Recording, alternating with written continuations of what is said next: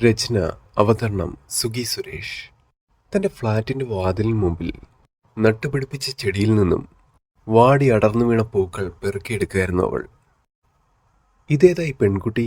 ചുറ്റുമുള്ളവർ പരസ്പരം ചോദിച്ചുകൊണ്ടിരുന്നു. ആ ഒരു സമയം അടുത്ത ഫ്ളാറ്റിൽ തന്നെ ഫാമിലീസ് എല്ലാം ഒത്തുകൂടി നിൽക്കുന്ന ഒരു സമയം തന്നെയായിരുന്നു. അവരെല്ലാം ഒരുമിച്ച് കൂടി നിൽക്കുന്നുമുണ്ട്. ശേഷം ആ ഒരു പെൺകുട്ടിയെ നോക്കി എന്തെല്ലാമൊക്കെയോ പിറുപിറുക്കുന്നുമുണ്ട്. അവരെന്നെ തന്നെ നോക്കിയാണല്ലോ ഈ ചോദിക്കുന്നത് എന്ന് ശ്രുതി ചിന്തിച്ചുകൊണ്ടിരിക്കുന്ന സമയത്ത് കൂട്ടത്തിൽ ഒരാൾ വന്നിട്ട് അവളോട് ചോദിച്ചു, നിങ്ങളാണോ ഈ ഫ്ലാറ്റിൽ താമസിക്കുന്നത്? അതെല്ലോ, എന്താ? അല്ല, ഇവിടെ ഒരു ഫാമിലി ആയിരുന്നു മുന്നേ താമസിച്ചുകൊണ്ടിരുന്നത്, അതുകൊണ്ടാണ് ഞങ്ങൾ ചോദിച്ചത് കേട്ടോ. ആ, അത് മുന്നേ എപ്പോഴെങ്കിലും ആയിരിക്കും. ഞങ്ങളിവിടെ താമസിക്കാൻ തുടങ്ങിയിട്ട് 5 മാസമായി, ശ്രുതി അവരോട് മറുപടി പറഞ്ഞു. എന്നിട്ടും കൂട്ടത്തിലുള്ളവർക്ക് സംശയം തീരാത്ത വിധം അവർ പരസ്പരം ഒന്നുകൂടെ നോക്കി. ആ ഒരു സമയത്തായിരുന്നു ശ്രുതിയുടെ ഭർത്താവായിരുന്ന അജേഷ് ജോലി കഴിഞ്ഞ് ടയേർഡായിട്ട് അവരുടെ മുന്നിൽ കൂടി കടന്നു പോകുന്നത്. അജേഷ് അകത്തേക്ക് പോയി കഴിഞ്ഞ് കൂട്ടത്തിലൊരാൾ അവളോട് വീണ്ടും ചോദിച്ചു, ആ അകത്തേക്ക് പോയ ആള് അതാരാണ്? അവൾ പുഞ്ചിരിച്ചുകൊണ്ട് പറഞ്ഞു, അതെന്റെ ഭർത്താവാണ്. ആ ഒരു സമയം അവർ പരസ്പരം വീണ്ടും ഒന്നുകൂടി ഒന്ന് നോക്കി. എന്താ ഇങ്ങനെയൊക്കെ ചോദിക്കണേ? എന്തെങ്കിലും ഉണ്ടെങ്കിൽ പറയേ. ശ്രുതിയുടെ നെഞ്ചിൽ അപ്പോഴും എന്തൊക്കെയോ വെപ്രാളങ്ങൾ വന്നു തുടങ്ങി. അല്ല, 1 മാസം മുമ്പ് ഞങ്ങൾ ഇദ്ദേഹത്തിന്റെ കൂടെ ഒരു സ്ത്രീയെ കണ്ടിരുന്നു. ആ ഒരു നിമിഷം അവളുടെ നെഞ്ചൊന്ന് പതറിയെങ്കിലും അവൾ പുഞ്ചിരിയോട് പറഞ്ഞു, അത് ചിലപ്പം ഏതെങ്കിലും റിലേറ്റീവോ മറ്റോ ആയിരിക്കും. ചിലപ്പോൾ എന്തെങ്കിലും ആവശ്യത്തിന് വന്നതായിരിക്കും. അപ്പോൾ തന്നെ ആൾക്കൂട്ടത്തിനിടയിലുള്ള ഒരു സ്ത്രീ അവളോട് പറഞ്ഞു, അല്ല, അവർ 1 മാസം ഒരുമിച്ച് തന്നെയായിരുന്നു താമസം. അവരെ കണ്ട സമയം ഞങ്ങൾ വിചാരിച്ചത് ഭാര്യ ഭർത്താക്കന്മാർ അങ്ങനെ എന്തെങ്കിലും ആയിരിക്കും എന്നാണ്. അത് കേട്ട സമയം തന്നെ ശ്രുതിയുടെ മനസ്സ് ആകെ ഒന്ന് പതറി. ഓരോ നിമിഷവും അത് ആരാണ് എന്നൊരു ചിന്ത അവളുടെ മനസ്സിലേക്ക് വരാൻ തുടങ്ങി. കാരണം കഴിഞ്ഞ 3 മാസമായിട്ട് ശ്രുതി നാട്ടിൽ തന്നെയായിരുന്നു. അജേഷ് ആ ഒരു ഫ്ലാറ്റിൽ ഒറ്റയ്ക്കും. ആ ഒരു സമയത്തായിരുന്നു കൂട്ടത്തിലൊരാൾ പുറത്തേക്ക് നോക്കി. ദേ, ആ പോകുന്ന പെണ്ണാണ് എപ്പോഴും ഇവിടെ വരാറുള്ളത്. അവിടെ കൂടി നിന്ന എല്ലാ ആൾക്കാരുടെയും ശ്രുതിയുടെയും എല്ലാവരുടെയും ശ്രദ്ധ ആ ഒരു പെൺകുട്ടിയിലേക്കായി. ആ ഒരു പെൺകുട്ടിയുടെ മുഖം ദൂരെ നിന്ന് കണ്ട സമയത്ത് തന്നെ ശ്രുതിക്ക് ആളെ പെട്ടെന്ന് തന്നെ മനസ്സിലാകുകയും ചെയ്തു. സൗമ്യ.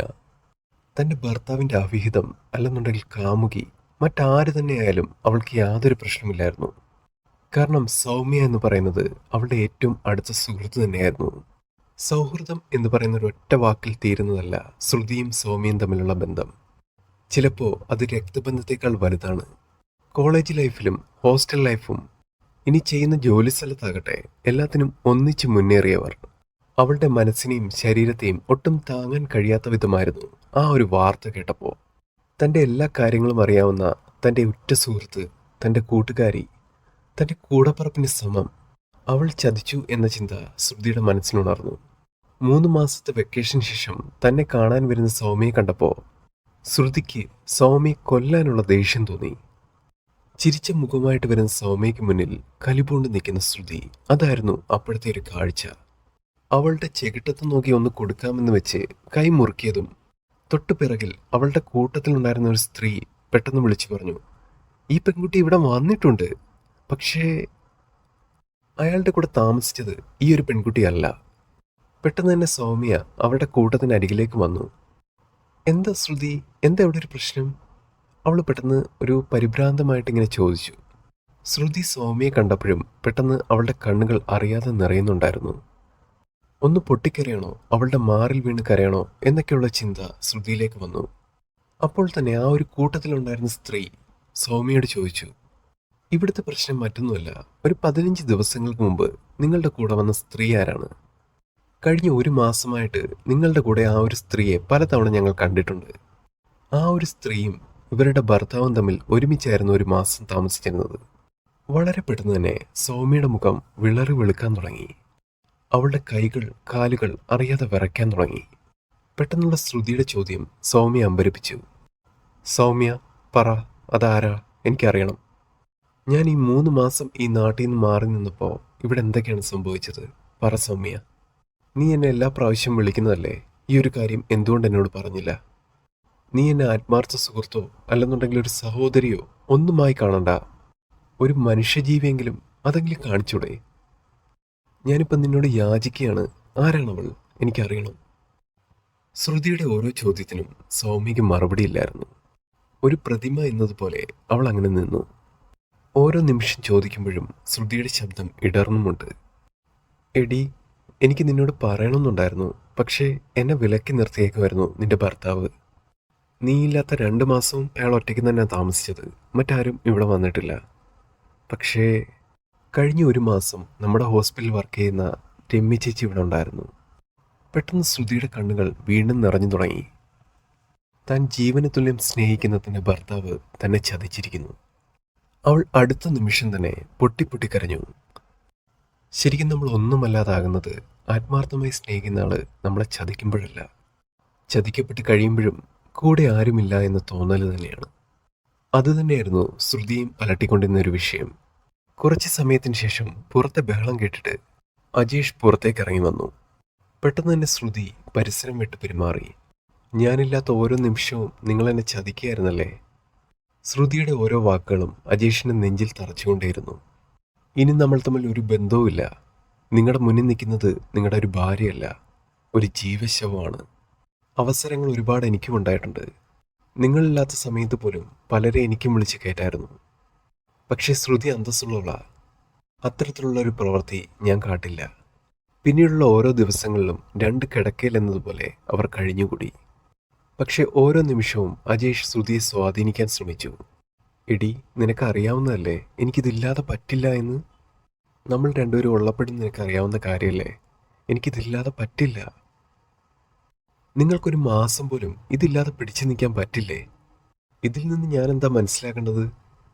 നിങ്ങൾക്ക് എന്നെയല്ല വലുത്. നിങ്ങൾക്ക് നിങ്ങളുടെ ശരീരം തൃപ്തിപ്പെടുത്തണം.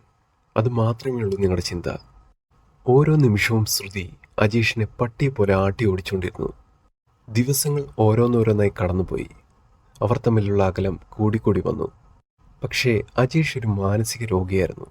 ഒരു ലഹരിക്ക് അടിമയായ മനുഷ്യൻ എന്ന പോലെ അയാൾക്ക് അയാളുടെ ശരീരത്തെ തൃപ്തിപ്പെടുത്തുന്നതും ഒരു ലഹരി തന്നെയായിരുന്നു. വീണ്ടും വീണ്ടും ശ്രുതിയെ സ്വാധീനിക്കാൻ ശ്രമിച്ചു. പക്ഷേ അയാളുടെ യാചനകളും അഭ്യർത്ഥനകളും അപേക്ഷകളും ഒന്നും അവൾ കൂട്ടാക്കിയില്ല. പക്ഷെ അതിനെല്ലാം ശേഷം ബലാത്കാരമായി അവളെ സ്വാധീനിക്കാൻ അയാൾ ശ്രമിച്ചു. പിന്നീടുള്ള ശ്രുതിയുടെ ഓരോ നിമിഷങ്ങളിലും അയാൾ അവളെ ഒരു കളിപ്പാവയാക്കി മാറ്റാൻ തുടങ്ങി. ദിവസങ്ങൾ ഓരോന്ന് കൂടുമ്പോഴും ശ്രുതിയോട് അയാൾ കാണിക്കുന്ന അക്രമങ്ങളും അയാളുടെ മാനസിക രോഗങ്ങളും വർദ്ധിച്ചുകൊണ്ടേയിരുന്നു. തൊട്ടടുത്ത ഫ്ലാറ്റിലെ ഒരു സ്ത്രീ പെട്ടെന്നൊരു ശബ്ദം കേട്ടിട്ടാണ് അങ്ങോട്ട് വന്ന് കയറുന്നത്. കട്ടിലിലെ 4 തൂണുകളിൽ കൈയും കാലും എല്ലാം ബന്ധിച്ച രീതിയിൽ അവളെ കാണുകയുണ്ടായി.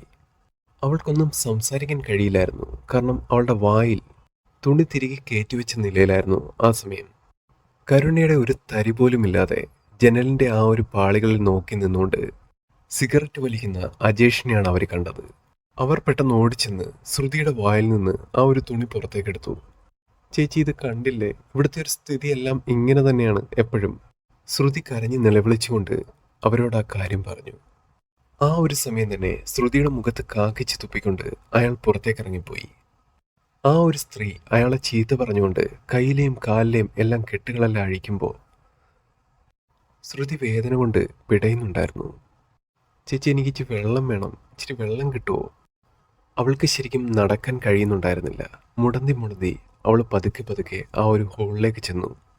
ശേഷം ആ ഒരു സ്ത്രീ അവളെ പിടിച്ചുകൊണ്ട് ആ ഒരു ഹോളിലെ സോഫയിൽ കൊണ്ടിരുത്തി.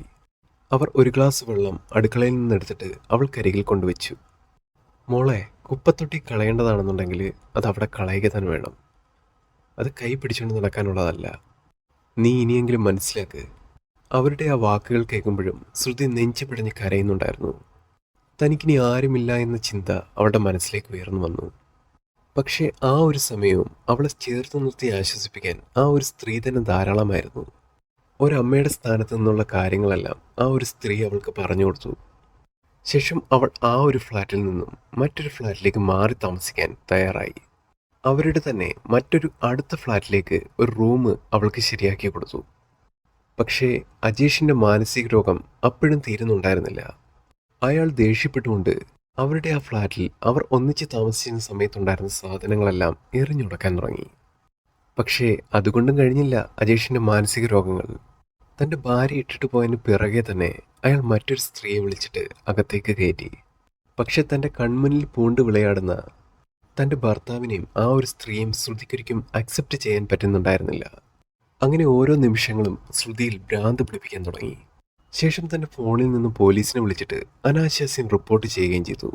അവരെ പോലീസ് പിടിച്ചുകൊണ്ട് പോകുന്ന സമയത്ത് തന്നെ ശ്രുതി വിവാഹമോചനത്തിന് കേസ് ഫയൽ ചെയ്യുകയും ചെയ്തു. ശേഷം അജേഷിൽ നിന്ന് എന്നേക്കുമായിട്ട് അവൾ വിട പറഞ്ഞു. ഈ ഒരു കഥ ഇവിടെ അവസാനിക്കുകയാണ്. എല്ലാവർക്കും നന്ദി.